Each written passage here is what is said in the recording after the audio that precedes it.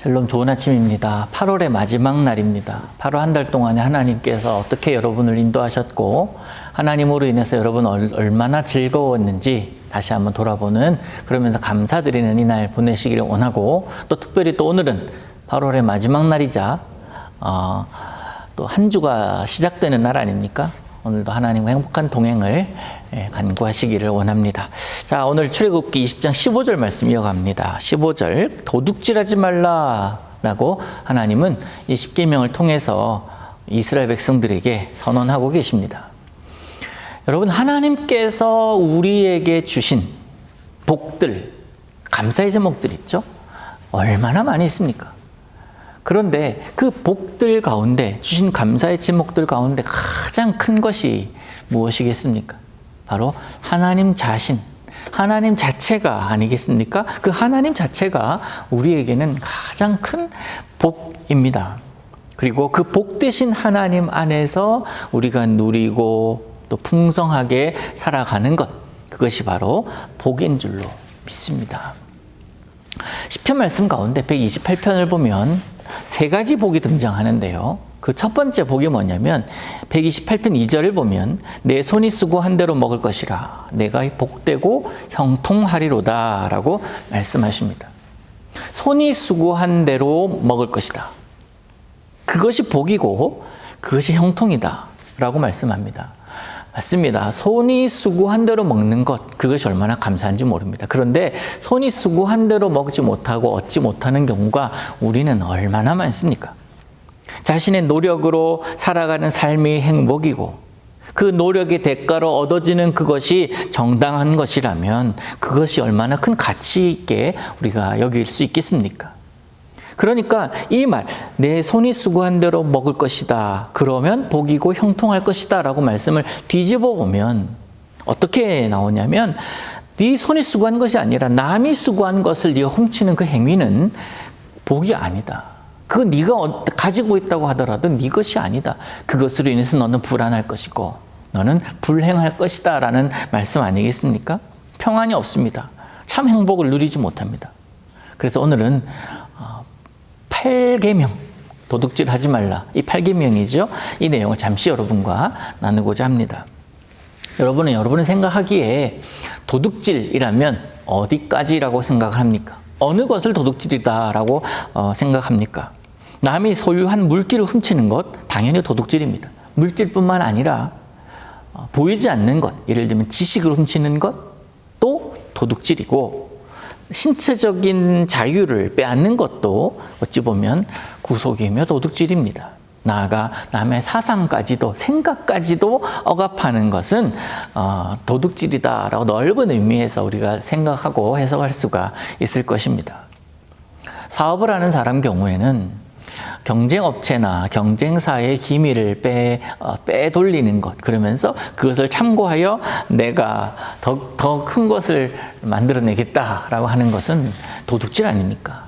목사인 저도 마찬가지입니다. 목사인 저도 허락 없이 다른 사람의 설교를 가지고 와서 내 것인 양 얘기하는 것, 그것은 도둑질입니다. 표절이라고도 하죠.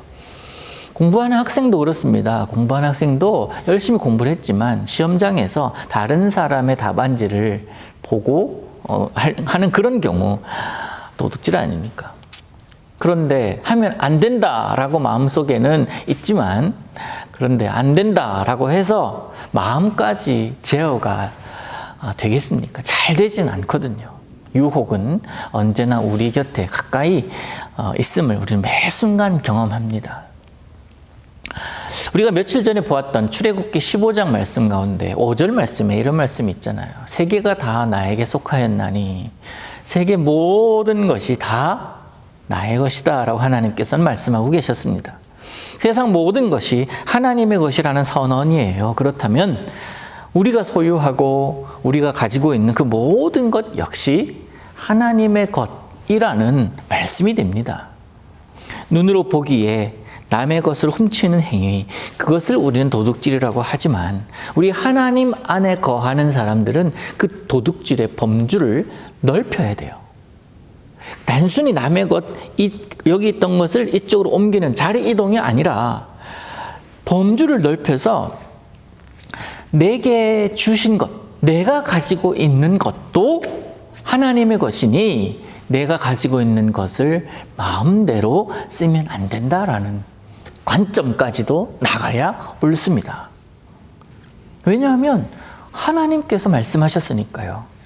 세계가 다 내 것이다. 내 소유다. 내가 가지고 있는 것도 내 것이 아니라 하나님의 것이다. 그러면 나는 내가 가지고 있는 건 뭐냐? 내게 맡겨진 것이다. 라는 거예요. 그래서 우리에게 소유권을 주장하는, 소유를 주장함이 아니라 맡겨진 청지기적 마인드, 관리권이 있다라는 것을 우리 예수 믿는 사람들은 기억해야 된다라는 거예요. 다시 말해서 내 것이라고 함부로 해서는 안 된다라는 겁니다. 어떤 책이었는지 사실 기억이 잘 나지 않습니다만 이런 내용이 도둑질에 관련된 내용 가운데 이런 내용이 있었습니다. 세상에서 가장 큰 도둑질이 뭐냐라고 물었을 때에 가장 큰 도둑질은 자신의 것을 훔치는 것을 죄로 여기지 않는 것이다. 내 것인데 내 것을 훔친다라는 표현을 하고 있더라고요. 근데 이 문장이 잊혀지질 않습니다. 왜냐하면 이 도둑질 하지 말라라는 그 말씀과 연관되어 있기 때문에 그렇습니다.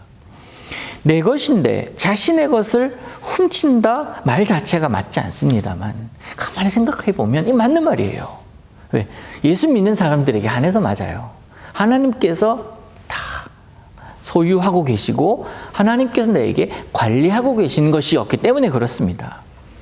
우리가 살아가는 동안에 내게 맡겨진 것, 그런 것들을 우리 누리면서 살아갑니다. 소유하고 살아갑니다. 그런데 저 하늘나라까지 가지고 갈 수 있는 것은 하나도 없어요. 그렇죠? 내가 가지고 있는 것들을 하늘나라까지 가지고 갈 수 있는 게 뭐가 있겠습니까? 그러니까 하나님께서 내가 이 땅에 살면서 일시적으로 맡겨놓으신 것이다. 그러니까 청지기라는 거죠. 그 청지기적 마인드가 우리에게 있다면 하나님의 뜻대로 그것을 사용하기 위해서 우리는 고민하고 그 주인의 뜻이 무엇인지를 계속 생각하고 물어볼 겁니다. 그게 바로 예수 믿는 사람의 마인드라는 거예요. 하나님의 것을 훔쳐가는, 예를 들면 우리 예배당 안에도 얼마나 많은 성구들이 있습니까? 성물들이 있잖아요. 그런 것도 하나씩 가져가는 그것도 도둑질이지만, 그런데 이것을 놓고 하나님의 영광을 위해서 쓰지 않고 내 만족을 위해서 쓴다라는 것은 도둑질이다라는 거예요. 이해가 되시죠? 그래서 하나님께서 내게 맡기신 것을 하나님의 영광을 위해서 쓰지 않는다라는 것, 도둑질하지 말라라는 이 말에 어긋나는 것이다라는 이야기입니다. 여러분, 오늘 하나님께서 우리에게 도둑질하지 말라라고 말씀하셨어요. 나아가서 그 해석은 내가 소유한 것도 하나님의 것이니 하나님의 뜻에 합하게 쓰라라고도 말씀하고 계십니다. 남의 것을 탐하는 것뿐만 아니라 모든 것이 하나님께로부터 왔으니 내게 있는 것도 하나님의 영광을 위하여 쓰임받을 수 있도록 하는 것이 옳습니다. 그게 하나님의 뜻입니다. 그래서 요약할 수 있어요. 인생은 소유하기 위해 노력하면서 살아가는 시간이 아니라 그것을 가지고, 내가 소유한 그것을 가지고 사랑하면서 살아가는 시간이다. 인생이란, 다시 한번 말씀드리면, 무언가를 자꾸 가지려고 하는, 그러면서 흘러가는 시간이라고 하는 것이 아니라, 인생이란 내가 가지고 있는 것, 그것을 가지고 사랑하면서 살아가는 시간이다. 그 시간을 하나님께서 우리에게 주셨다라는 것입니다. 오늘도 하나님께서 내게 맡기신 그 모든 것들을 인하여 하나님께 영광 돌리며 주인이신, 맡겨놓으신 우리 주님의 마음에 합한 그런 하루를 사시기를 우리 예수님의 이름으로 축복합니다. 하나님 아버지, 감사합니다. 내게 맡기신 것들을 내 것이라 주장하는 것이 아니라 그것을 통해서 하나님께 영광 돌리는 삶을 살기를 힘쓰는 우리들 되게 하여 주시옵소서. 우리는 한순간 무너지기도 하고 넘어지기도 하지만, 그러면서 다른 사람과 비교하여 내가 낭망하기도 하지만, 내게 맡겨진 것으로 인해서 하나님께 감사드리고 하나님을 영화롭게 하는 데에 노력하는 우리들의 모습으로 살게 하여 주옵소서. 그리하여서 내게 주어진 인생이 하나님을 사랑하는 데 사용되게 하옵소서. 거룩하신 예수님의 이름으로 기도하옵나이다. 아멘.